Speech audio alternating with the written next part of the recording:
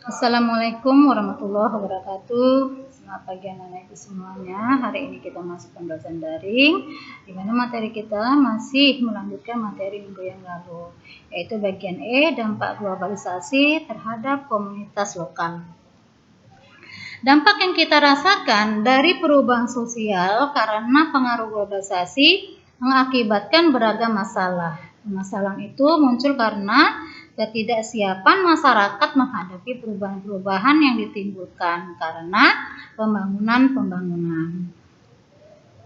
Nah, kondisi ketidaksanggupan atau ketidaksiapan tersebut dinamakanlah geger budaya atau kultur shock, yaitu masyarakat mengalami guncangan mental akibat belum adanya kesiapan untuk menerima unsur-unsur budaya asing yang berbeda dengan kebudayaan sendiri. Nah, perubahan tata nilai dan norma pada masyarakat atau kultur lock, teknologi modern yang dihasilkan pembangunan juga menimbulkan efek samping yang justru bertentangan dengan kemajuan, seperti pergeseran nilai-nilai, norma-norma, perilaku, dan lembaga.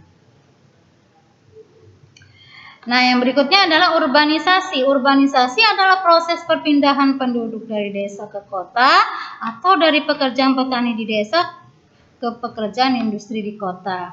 Menurut Herlianto, pengertian urbanisasi adalah sebagai berikut. A. Urbanisasi merupakan suatu proses pertumbuhan daerah pertanian atau pedesa menjadi perkotaan.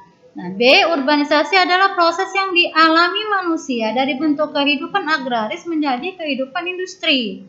C. Urbanisasi merupakan pengembangan daerah pedesaan menjadi daerah perkotaan atau desa yang memiliki ciri-ciri seperti kota. Nah, sedangkan bagian D, urbanisasi adalah proses perpindahan penduduk dari desa ke kota atau dari pekerjaan pertanian di desa ke pekerjaan industri di kota. Nah, akibat adanya urbanisasi di kota mengalami kepadatan penduduk, sementara desa mengalami kekurangan penduduk, terutama laki-laki yang masih produktif. Dengan sendirinya timbullah perubahan struktur masyarakat.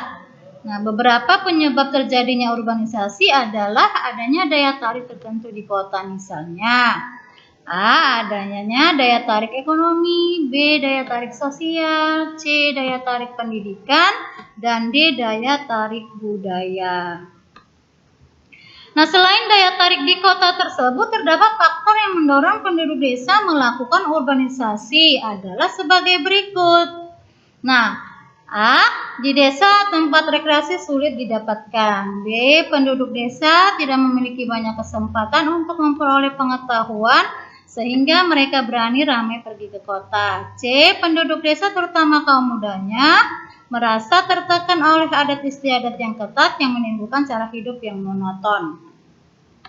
Di lapangan pekerjaan yang tersedia di kota, di desa sangat kurang atau terbatas bila dibandingkan dengan pertumbuhan penduduknya, sehingga menimbulkanlah pengangguran tersamar. Nah, untuk itu mereka berbondong-bondong menuju ke kota. Nah, dengan adanya urbanisasi penduduk kota semakin bertambah.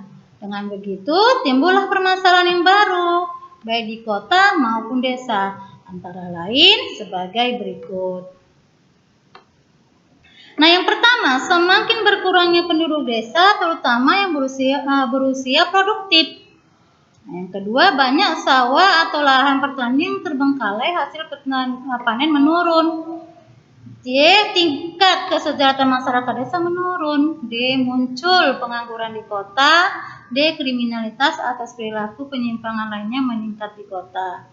Nah, dengan banyaknya permasalahan yang muncul akibat urbanisasi, ini diperlukan cara untuk menahan laju urbanisasi. Nah, upaya untuk menahan laju urbanisasi tersebut adalah sebagai berikut. A. Membangun tempat kursus dan balai latihan kerja. B. Meningkatkan pembangunan di pedesaan. C. Meningkatkan arus informasi dan sarana transportasi sehingga berita-berita aktual bisa cepat diterima. D.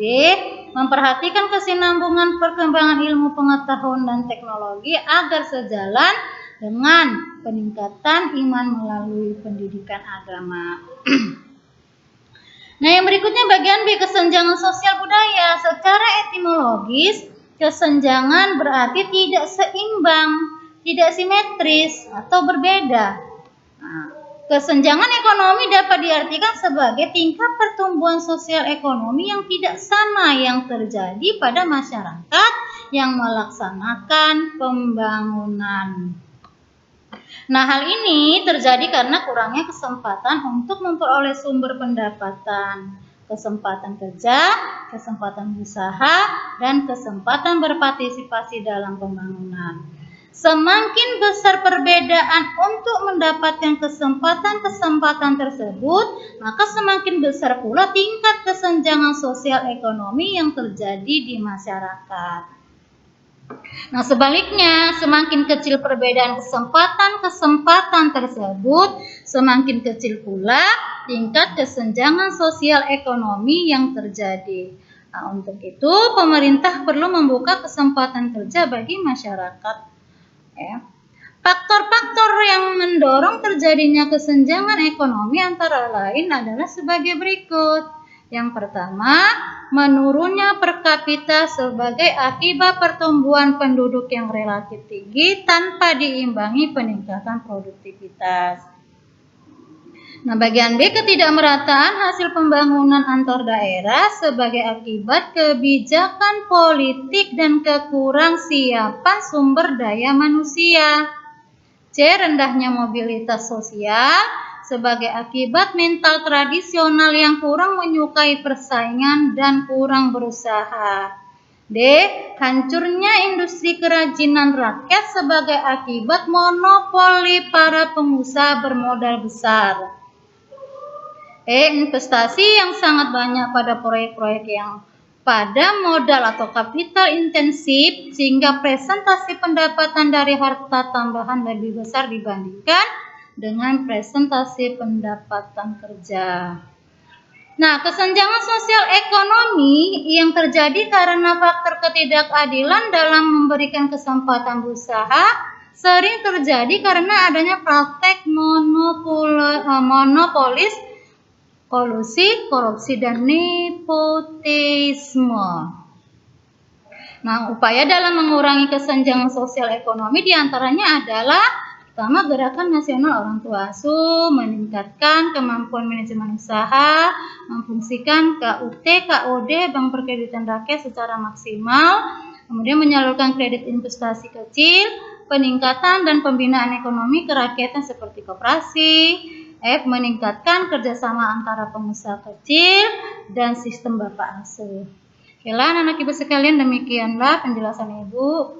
Bagi yang kurang paham, boleh tanyakan dan ibu akhiri. Assalamualaikum warahmatullahi wabarakatuh.